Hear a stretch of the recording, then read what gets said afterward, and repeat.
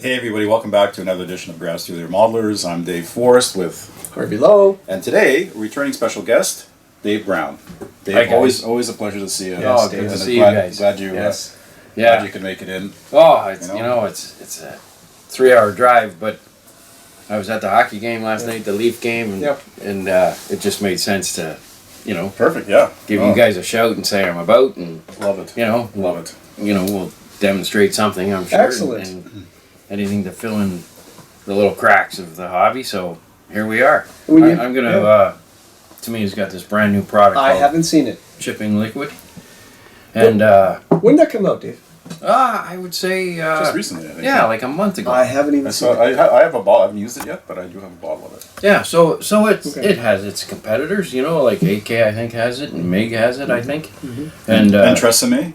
Interests me, yeah. of course. The nice thing about all Tamiya products, and it's nice if we can go back to the Hornet Hobbies episodes. I always preach that you could buy this in the four corners of the planet, being a Tamiya product. I'm sure that you can buy AK and MiG in Australia and different places, Iceland, I guess, but maybe not, Whereas Tamiya is in the four corners of the planet. Yep. Well, So, to me it does. When they release something, it's generally a good quality product. yeah, Like generally, like their paints are so top notch. consistent. Yeah, They are. their glues, their tools, just like the work that the engineering goes into their models. That just speaks to the overall quality of the product. Yeah, I mean, the company's been around since the late 60s, and, AK and MiG, I mean, they're beautiful companies, They make products that are excellent, that we've all dined out on. I may You be know? wrong, but trivia. Tamiya's first model, do you know what it was? Yamato battleship. Well, that would make sense. Let's figure it out. So Interesting. Tamiya, they have the legacy. They have, they've been around for 50 years. You almost wish they would release more, and like for example, like I'm into aircraft, so I'm looking at their 109G kit, and you can tell that there's other variations or other versions of the 109G that they can release easily Based on the sprues. Yeah, exactly, and the spare parts and whatnot, and like crickets, nothing. Like Yeah. it's Yeah, I'm sure that they have to be prepared, just in case, because maybe they don't have their 109G on their 2024 schedule, but 25 they'll shock everybody and bring out 2 of them or something. yeah. And I think they do a little bit of that with their tanks too. They normally bring out a tank about every 100 days. And I was talking to Tamiya Canada recently, and it's going to be a little more than 100 days, and I don't know what their next release is, but they have sold more glue than ever and more paint than ever since COVID. People are modeling big time. That's a good sign. I've heard a lot of stores are out of their supplies. Like sometimes when I go, there's no thinner, the glue. There's always a supply issue because there's probably so much demand. Well, one of the troubles is that Testers is no longer making Yes. glue. Yes. They're not. They were glue people. Mhm. Different, Yeah. styles of glue, and so Tamiya, that little green extra thin Tamiya Yeah. glue. Yeah. I think they have a ship running 24/7 over in Japan for Tamiya making glue. Yeah. So, they're a very successful company. So I didn't even know that this- they were releasing this. I only heard it through word of mouth. I didn't even know. Yeah, they. Yeah, I saw it on social media, and I picked it up at a store recently. So Yeah, I've been practicing and trying it, and very happy with it. Of course, you have great control because you use it through your airbrush right. versus a can of hairspray. Right. So I could always use the hairspray thing with small little parts, and I can get away with it. But this really, you can pinpoint stuff now because you've got your fine little Iwata set. You can zero right in on the smallest of parts. So that's kind of nice. That's a blessing. Well, and it'll be interesting to see as you go through the demo, because I know with hairspray, when I've used it in the past, like when you're spraying it right out of the can, it comes off, and I don't know if it's the way I'm applying it, but when it comes off, it comes off.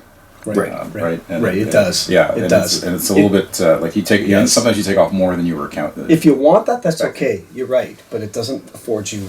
Yeah, it doesn't give you that control. So it'll be interesting to see what Dave, what you do with this. So here. Dave's going to show. Well, one of the things I found that with the hairspray from the drugstore is that I don't know if it's 100% consistent, like say a Tamiya product, but sometimes you get a little buildup around the bottom of your model just due to gravity. I think if I just sat my model like this and let it dry, I'd be fine. Yeah.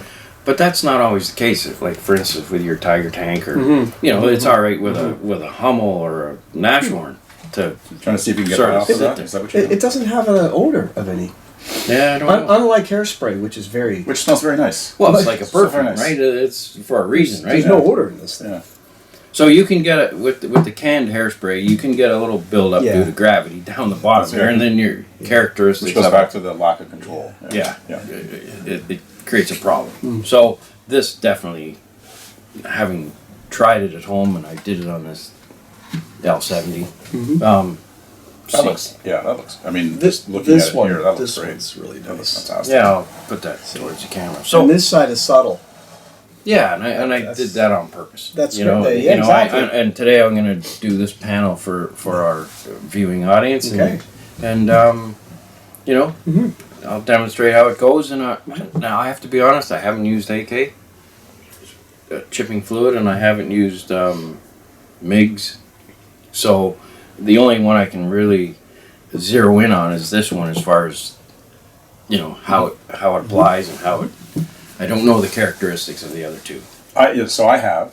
So I can. So as you're using this, I'll throw in any visual differences that I see. That Yeah, I was speaking yeah, to, for absolutely. Sure. Yeah. And I'm Okay. strictly hairspray from the drugstore, so. Yeah. No, Yeah. absolutely. By the way, your hair looks very nice today. Oh, thank you, man. Thank you. As usual. It's nice. That's why I'm here. Yeah, so I'll get cooking on this, and it's a short demo. It's maybe, I mean, without drying time, 20 minutes tops. Perfect. But there is a key to using hairspray that some guys, and I only base this on the models I see on the tables. They do the hairspray treatment. We'll just call it hairspray treatment, even though it's the chipping. But then they don't go that extra little bit, which is put oil paints over it. Yes, Oil yes, paint yes. rendering over Totally, top of it, the Micronaldi Yeah. edition. Totally. Yeah. They skip that area, and then you have a nice Panzer III in Yes, in yes. Stalingrad with white paint on it, chipped. But that's where the We- modeler had stopped. You know what you can also And- do? You could take a color, chip it, and then take a variation of that color and chip that. So you get 100%. like a 3D layered effect to the chipping. 100%. Yeah. Yeah. You know? Yeah. And so All kinds of good things the you can do. Rinaldi oil paint rendering, you know, open up his pages of yes, his book, absolutely. read a little bit about the oil paint rendering, and then Then on go top. over top of your Totally. whitewash, and Totally. then your model will totally be Yeah. the way you really want it. Now we're assuming the readers that you guys know what hairspray is. I mean, if you Google, you'll know what it is. I don't think we have to go through the No, logic. I think it's most- out there. So this is just a way of doing it. But Google hairspray technique scale modeling, and you'll find the Right. whole The whole history of it. history of it. Yeah, I mean, and most maulers I think have Mike Rinaldi's books. Yes. So it's all laid out in there as well. So I saw it in Japan at a Oh, bookstore in Japanese. Mike's books. Yes. Yeah, I'm not surprised. Global reach. It's nice. Yes. Yeah, the glow. You know, he's done. Yeah. You know, lots of nice things for the hobby, and Meg, of course, and the gentleman at AK. You know, so things have changed Okay. since the beginning of Hornet Hobbies in 2003. This Wow. hobby has blossomed. 20 years already, Dave. Yep. Wow. Yeah, that's true. Yeah, Hornet Hobbies started in 2003, so 20 years ago. All right. All right, so I'll demonstrate this product. All right. I guess the last time I was with you guys was in May, so here we are in December. So, but I live 3 hours away, so it's hard to hook up with Dave and Harvey sometimes. But I was at the Leaf game last night, and Toronto Maple Leafs were victorious, and it was a nice, In a big way. in a big way. So against Sidney Crosby. So that's, you know. But anyway, here we are talking models.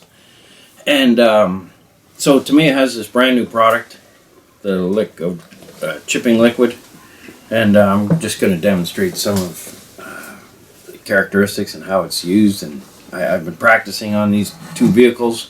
These vehicles, I just want to spend 30 seconds telling you, if you're at a model show or your buddies are saying, I'm taking these to the curb, I've moved on, grab them. I paid $4 each for these models. A guy was just unloading his stuff at a hobby show. And the reason why is because you're going to want to practice. You're going to want to try new techniques. Dave and Harvey are going to show you things on your video.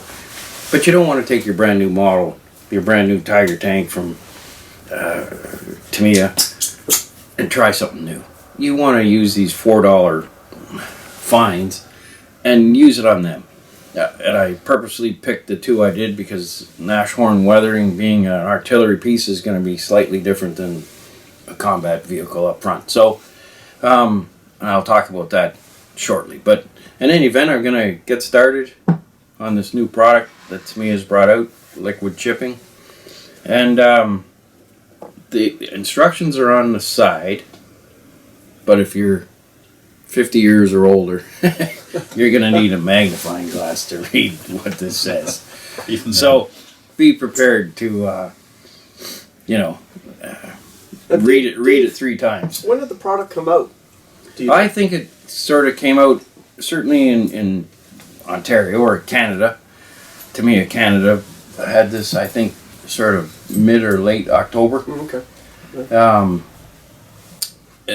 And then it started filtering into the shops in November. But it may, being a Japanese company, it could have been out for a year. Yeah. Someone will post that it's been out since January of 23. But here in Ontario and for our capture, it's only been about a month or so.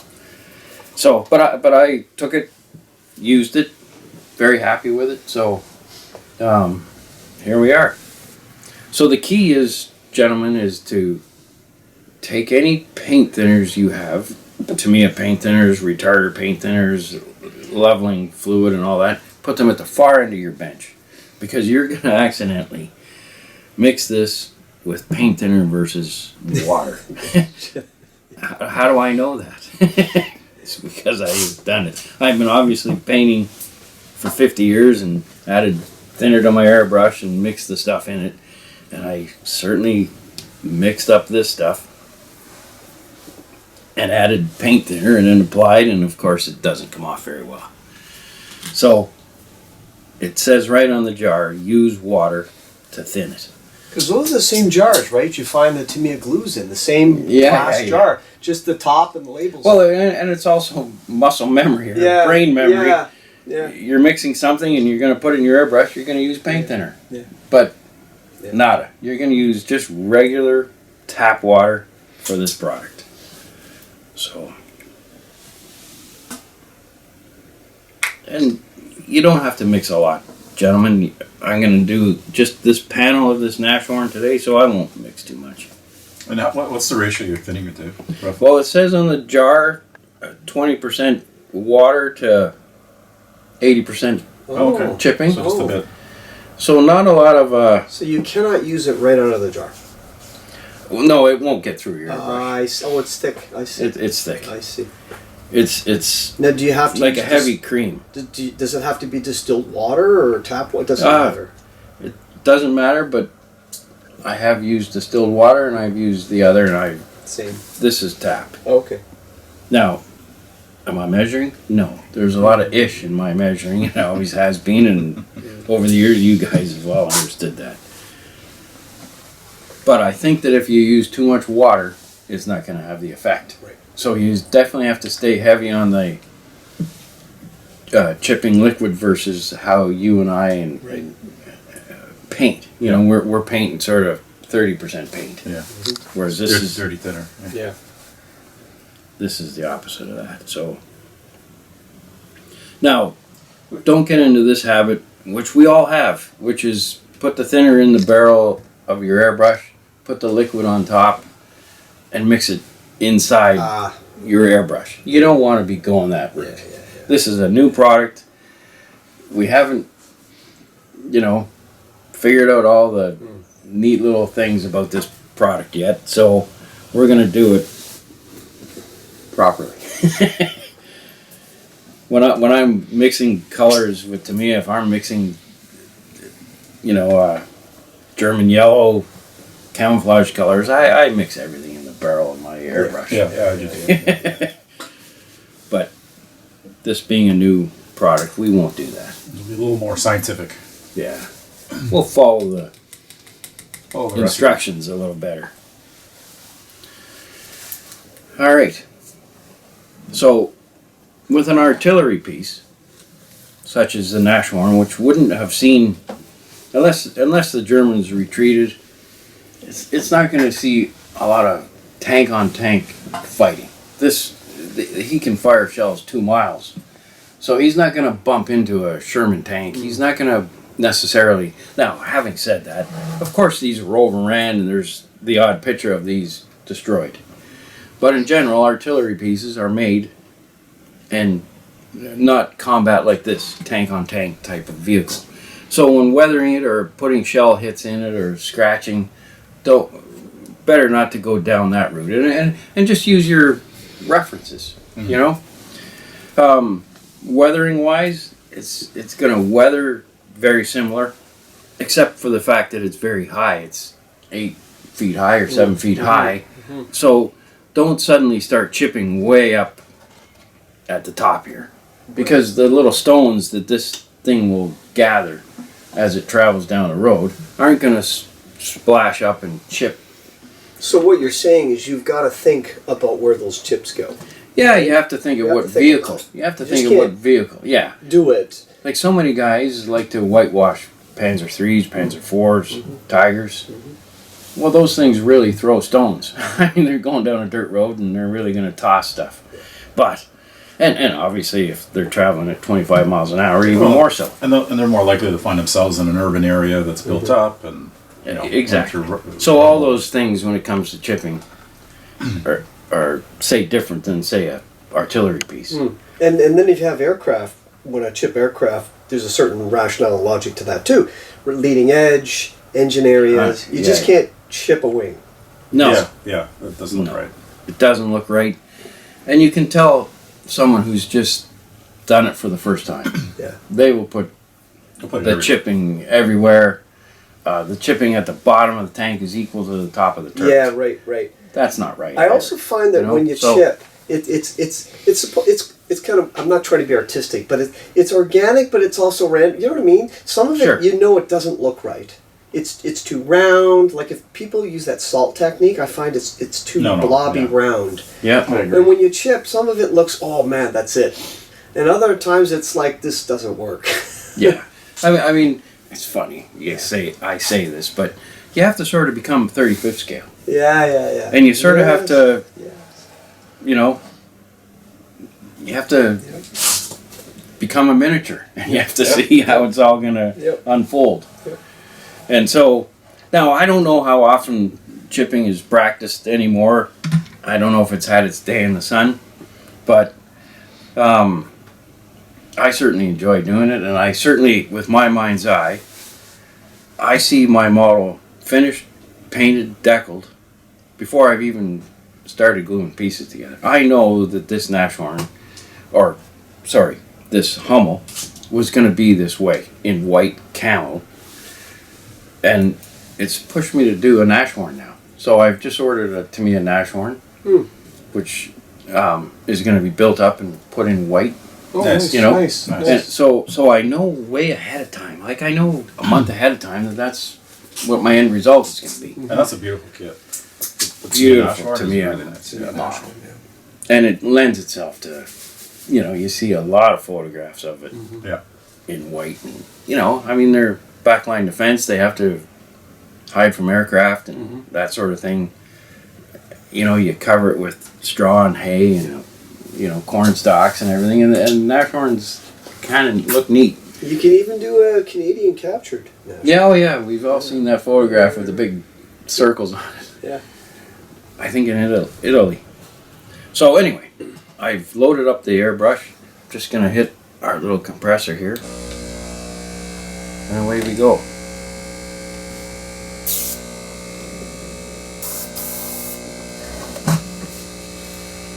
So it says on the jar, the Tamiya jar, to put 3 thin coats on your model. And I think that that's, I'm going to follow their instructions.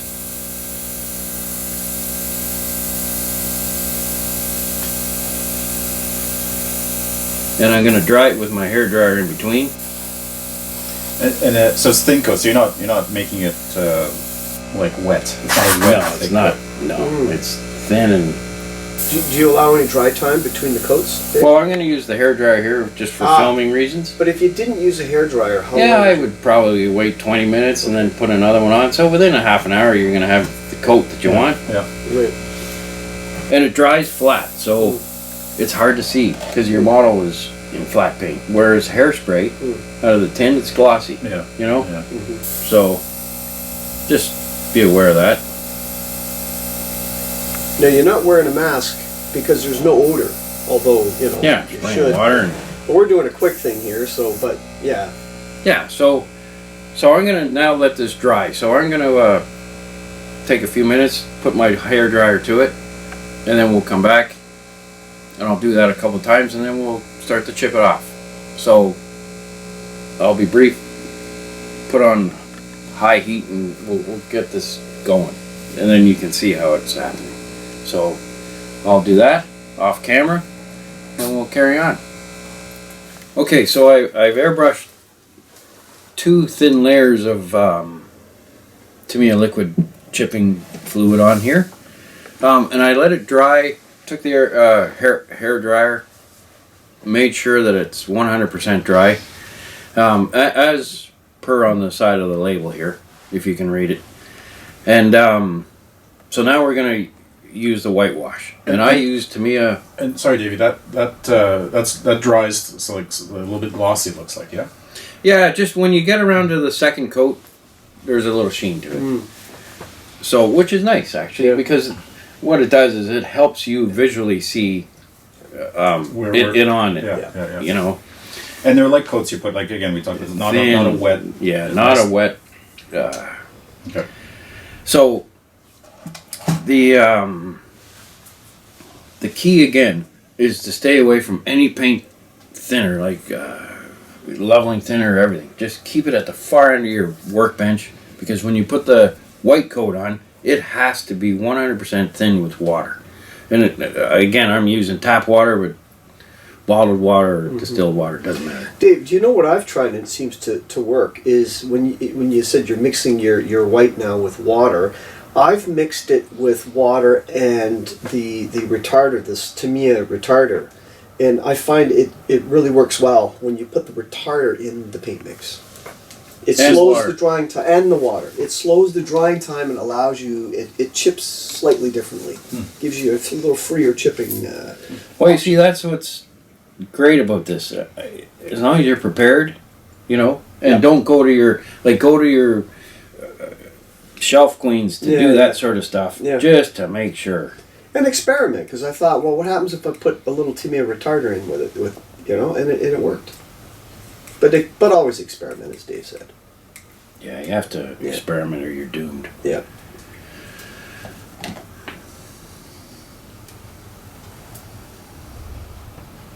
I've also found that chipping works better with Tamiya paints. AKs I find are a little harder to chip. I don't know if you try chipping with AKs. I always stick with the Tamiya. Yes. I found AK are tougher to chip. Yeah, and who knows why that would be. I mean, I find that chipping has a lot to do with how thin you whitewash your white color, you know, like how thin you... But it just speaks to the consistent quality of the Tamiya products. Yeah, like in 30 years, it's never let me down, ever. And if I'm going to a model show, whatever one it'll be, I'm going to go with what I know. I'm not going to experiment on my latest tank if I'm taking it to the nice Cleveland show or the, Torquant. I'm going with what I know. And if I've been painting with these for 10 years or 50 or whatever it is, there's no experimenting. Yeah, I know that these Tamiya products are going to respond. So, all right, so our little whitewash.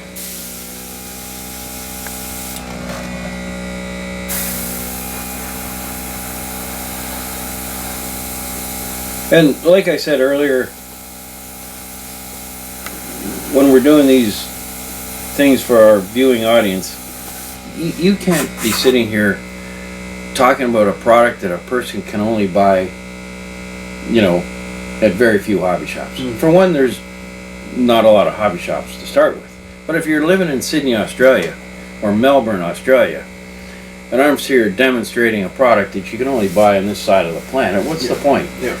That's true enough. So to me, I'm pretty sure you can buy at any hobby shop in Melbourne, Australia. So it's just helpful for what you and I and Harvey do around here in the... Yeah, Dave, I was down in Brasilia for work a couple of years ago, and I went south to a hobby shop in a little small, whatever they call village down there, and there's a hobby shop there and they're selling Tamiya products. Yeah. So not cheap, but they're selling them. Yeah. It's more expensive than for sure. Well, you see, those people in Brasilia have seen our Hornet Hobbies things, and they can walk out to their local shop and presto, they can probably buy pineapples as well. I think, I think it's safe to say that in the places I go, when I go either for work or now for retirement and trips, that it's pretty consistent that you'll find Tamiya products. Whereas you may not find testers, right? Or you may not find AK. You will find Tamiya. Yeah, for sure. All right, so our panel's ready to go. We'll just let it sit for a second. It's just sort of, you know what, I'll just fire this up for a second.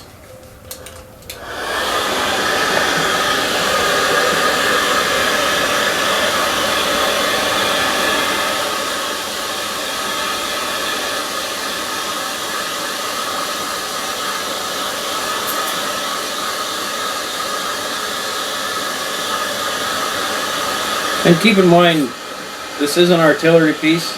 Not going to get sort of combat scratches, more or less.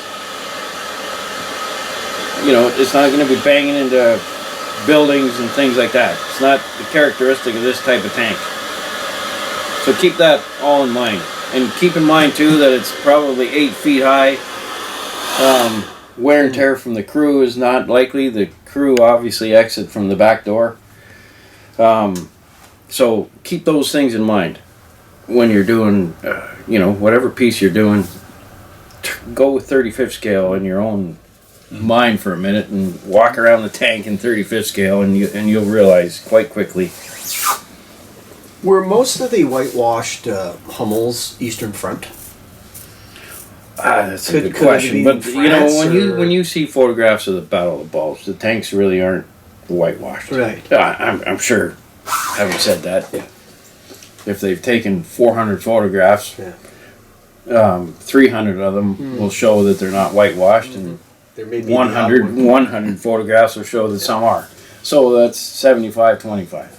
But obviously on the other front, that's on the western front. So on the eastern front, probably a lot. It's just based on snow, right? Yeah. I mean the snow and moving towards Germany from the west. It stayed on the ground for 3 days, and then it was gone for 3 days. So you can even whitewash a Chiha. Oh, I'm sure. Yeah, they served on the northern Hokkaido Islands. They were whitewashed. So. And the other factor too is it's 1944, and there's a lot of pressure on the Germans. Do they have time to be sitting there painting white on their tanks? A lot of those things are based on the drone of a B-17. The poor little guy who's been handed a white tin of paint also looks up in the sky, and there's 75 B-17s heading his way. I'll make this a quick story. Were you at the seminar in I think it was Amps in Auburn, where they had the German tanker veteran talking? Well, somebody in the audience had asked him what the color was of the interior engine compartment on a Panzer IV, and his remark was, politely, I had a lot more important things to think about, like Russians trying to kill us. Yeah, exactly. And you know what else? The guy mixing the paint may not hear the drone of the B-17. Yes. Yeah. But he also realizes that his brother was just killed in the local church. Yeah. And he's making notes of the His niece and nephew are in a hospital down the street. You know what?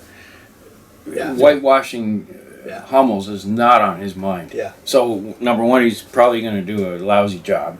Right. Or number two, he's just not going to do it. So the moral of this conversation I was getting at is don't be too fussed about the color of the white and just go with what. Definitely not. Yeah. The B-17s had a great to do with World War II. One of them was the paint color of German armor. They bombed the friggin' factories. So, all right. So it's all flat. It's all dry. Now we're going to start to chip. Now, I just have regular tap water here. And I'm just going to put a nice little coat of water everywhere.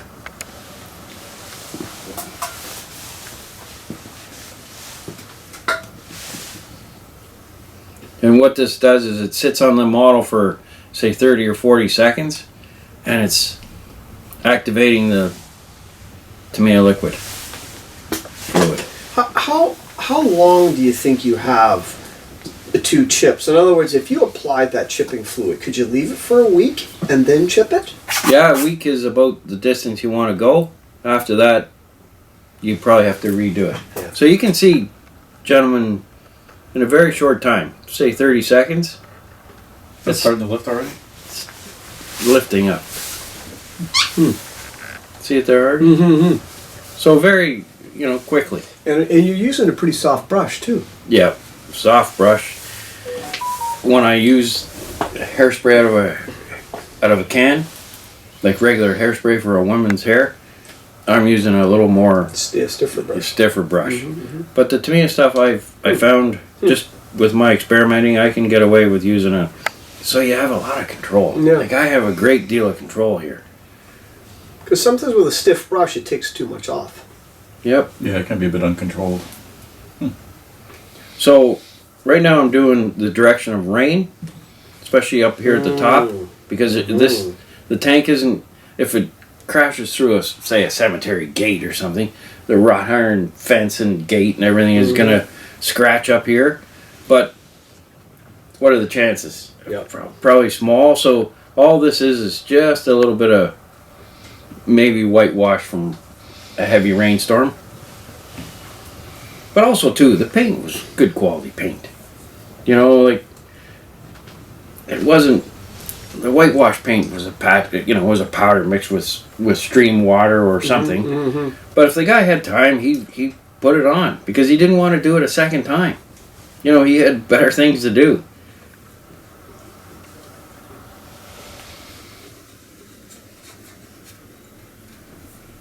So I'm very pleased with the Tamiya product.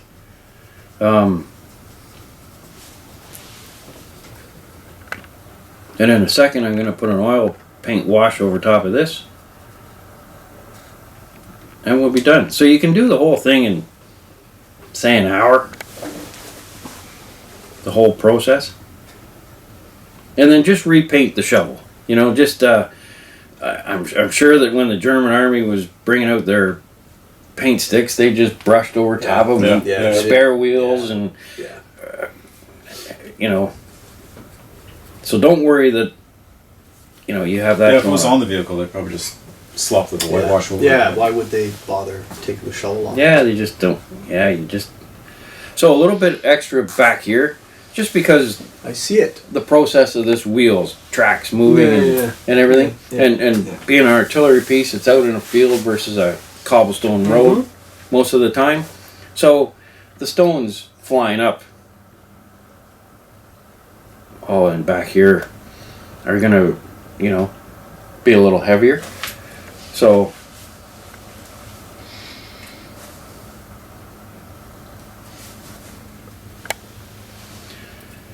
and we're just about done. Well, It's coming off quite easy, eh? Yeah, very easy. It's a nice, very nice product to work with. But nice and controlled. Yeah.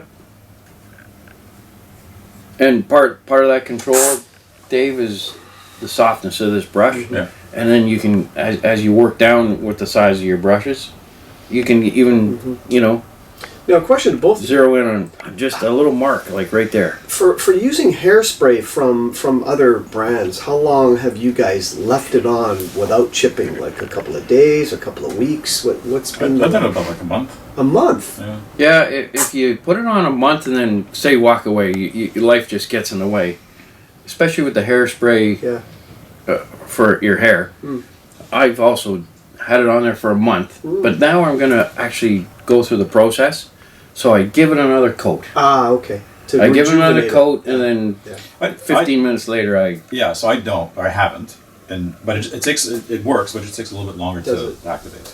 The reason I ask is I'm almost done my 48th B17, and I found that I'd rather, when you have your mojo, you want to chip the thing as much as you can, as quickly as you can, because if you leave one wing for 3 days and the other one a month, it's going to look different. Yeah. So I have to just go in and do Consistency, it. So I don't want to leave it too long, and then I can't get the paint off. Right? There is that, but it does reactivate. The other products I don't know. But. No, Dave, if you wanted, you could take like a toothpick, and if you wanted to create like a scratch or yeah, something. I just don't. You know what? I can try it with this. Yeah, it's making nice. It might be Nice hard scratch. to pick up on the camera, but it's picking up a nice. And this is, of course, a soft Yeah. Yeah. Yeah.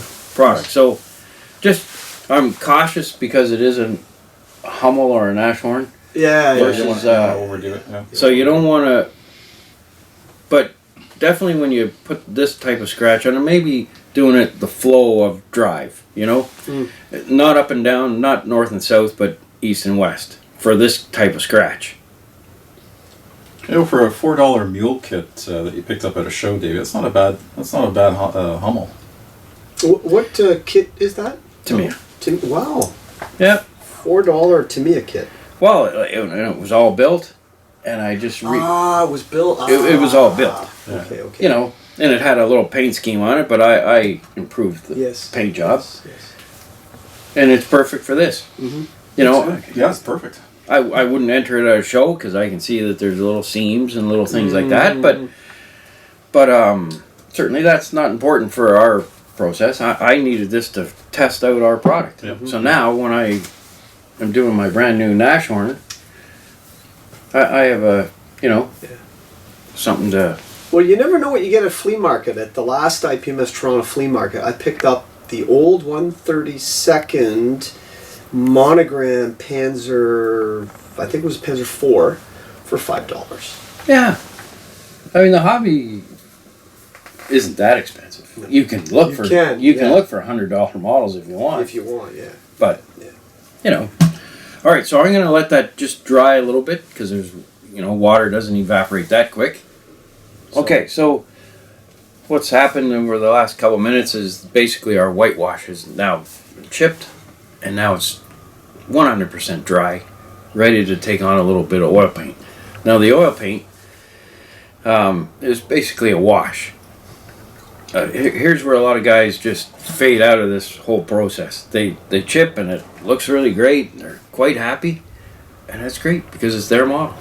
It's going on their shelf. Myself, I like the effects of a wash. I think it just adds another layer of dirt and grime and battlefield to the model. So I'm going to give it a wash with a 502 oil paint, and it's number 90. It's called Industrial Earth. And I'm just going to, go in the direction of rainwater.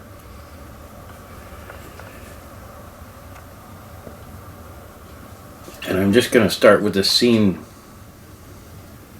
right here. No thinner added yet. I'll add thinner, don't worry. This is not going to be like a weird panel that's... So you're just kind of painting it in right now? Yeah, just... So this is the panel that, right. is on the Nashhorn. Now your median now is now enamel, correct? The oil. Correct. So, just to the readers, what happens if you used an acrylic wash? Would it take off the whitewash? Well, it probably wouldn't, or probably activate Yeah. the hairspray Yeah. thing. Yeah. That's why. Like I never would wash with right. acrylic. Right. So you want to use different Yes. medians. That's a good otherwise point, it's Harvey, gonna- because I never, other than mentioning the word enamel, I didn't, or oil paints, I never. Because one of the things I learned about modeling is you got to understand how chemicals react with each other, and you can't use the same medium, otherwise it takes the previous stuff off. Yeah. So this oil paint is not going to touch this Right. white as far as taking Right. anything off. Right. It's just going to sit on top of it. Right.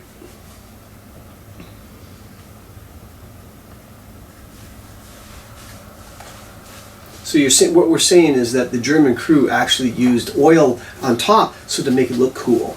Yeah, that's right. They weathered They weathered their tanks.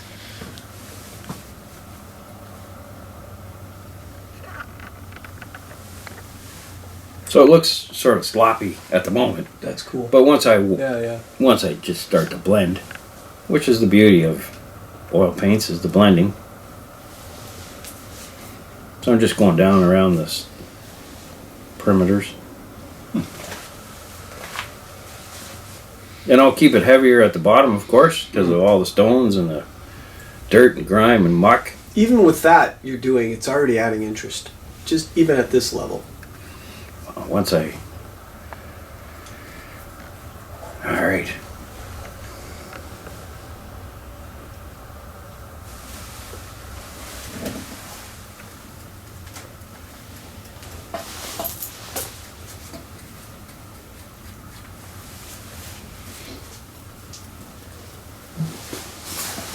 And it's all in the direction of rain.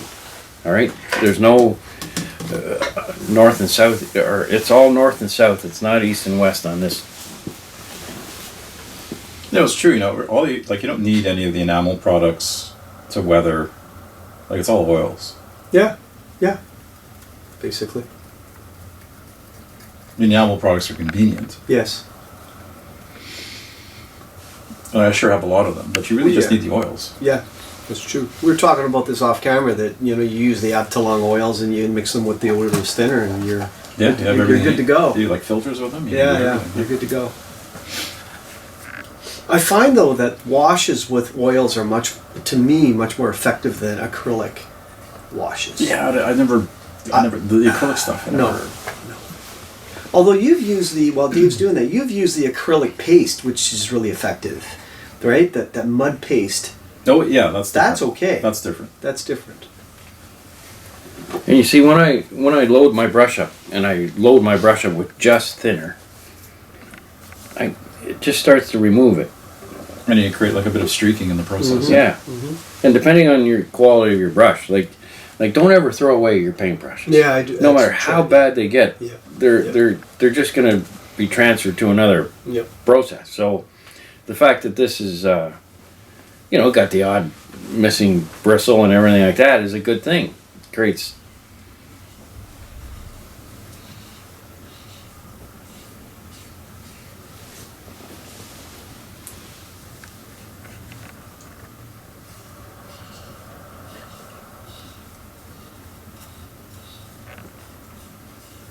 So once again, on purpose, direction of rain. Rain's going to come down on this tank, or snow, which is going to then melt and all that sort of stuff. If you start going this way, Yeah. it's going to read wrong to your eye, and you're instantly going to say, there's something wrong with that tank. I can't put my finger on what it is, but it's because it's simply rainwater doesn't go, east and west.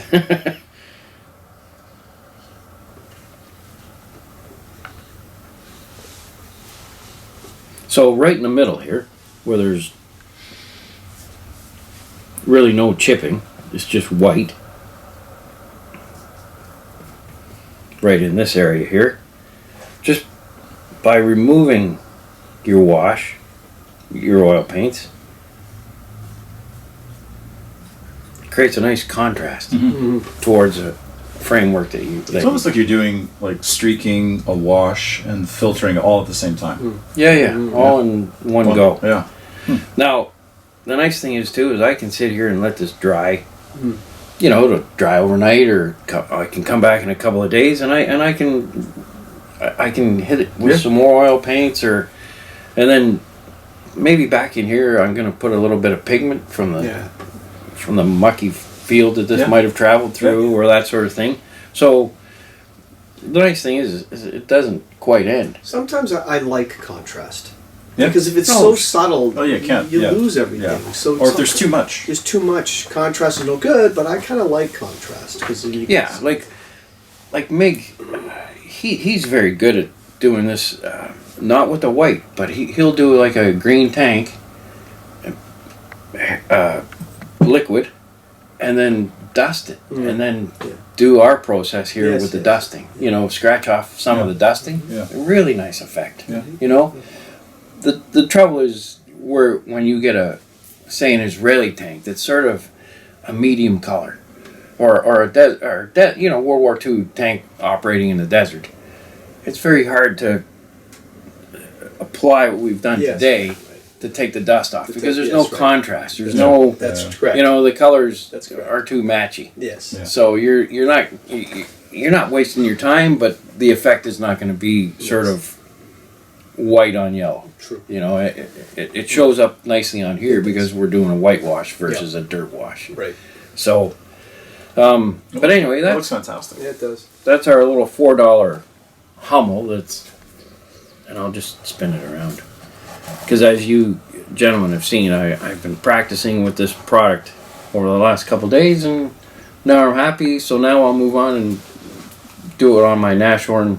Do it for real. Do it for real. That's great, David. And it's funny, like sometimes less is more. Yeah, less is more. And also too, like the front end of the tank might be a little more hammered than the back end, or whatever. You know, it's also too, like when the guy's putting on the whitewash, as the can gets down towards the bottom of the can, he might have less whitewash for the back end of the tank too. So he's gonna put the whitewash on, you know, as best he can. But obviously too, sometimes when we're painting in our own houses, you start to get to the bottom of the can, and then you start to panic. then you've got different crew applying it, and each has a different style. Sure. Right? You see that, for example, on Italian camo air, where it's not a symmetrical pattern. There's another guy doing it, and he's doing his little pattern, right? And it's not always perfectly symmetrical. Or you can see where you'll have a Nashorn that's done all white, like this one. But then the one that's fourth along in the whitewashing process, he's just got, because he's got very little paint left. Yeah. So he's just putting little X's on it in white, you know, just to break up the especially the shape. This field applied, right? Like it's going to be, there's going to have a lot of variation in it. Right. So you may have a Nashorn that's painted early in the day this color, but the one that's 3 in the afternoon, because of the not enough paint, he's just got little X's of paint stripes on his Nashorn, and the two of them are sitting and painted by the same guy in the same day, you know. So you have to think of all those kind of things, you know. So, but there's our clinic for the day, and it's really, really great to see all of you again. It's great to visit with you guys, and certainly when I get the Nashorn. Because the spring shows in 2024, there's one in Philadelphia, MFCA, which I'm going to attend on May 3rd and 4th. I'll have the Nashorn for that show. So, and I'm going to go to Gettysburg, you know, a couple days before. Yep, we're joining Dave there. Yeah, for that. So we'll have a good time, and my Nashorn will be back here sort of before that. So maybe in March or April, I'll bring the Nashorn That'd over. be great. Yeah, definitely. And we'll talk about it. Yeah. All right. Thanks for dropping by. Really great to see you guys. Well, Dave, it was great having you drop by again. I mean, you're welcome anytime. Certainly looking forward to having you come back for the Nashorn and seeing more of these techniques applied. It looks great. It looks like it looks like the chipping fluid is another Yeah, it's a great another hit. home run from our friends at Tamiya. Yeah, for sure. But yeah, it's it's that time of year. It's Christmas, and the three of us just wanted to say Merry Christmas and Happy Holidays to everybody out there. Hopefully all the everybody best. has a safe holiday. Happy And, holiday modeling. yeah, Yeah, and yeah. you get some downtime and catch up on some modeling. I know that's what I plan to do. Oh, yeah. So Yeah, and a little bit of Buffalo Bills action and Yes. NFL stuff. And, exactly. So you it's know, a great all time that of year. stuff. Harvey, pleasure. Always. Merry Christmas and Happy You New too. Year. Yeah, Same. Merry Christmas, Happy New Year. Yeah, and we'll see you guys ASAP. Sounds good. All right, take care, everybody. Take care, guys.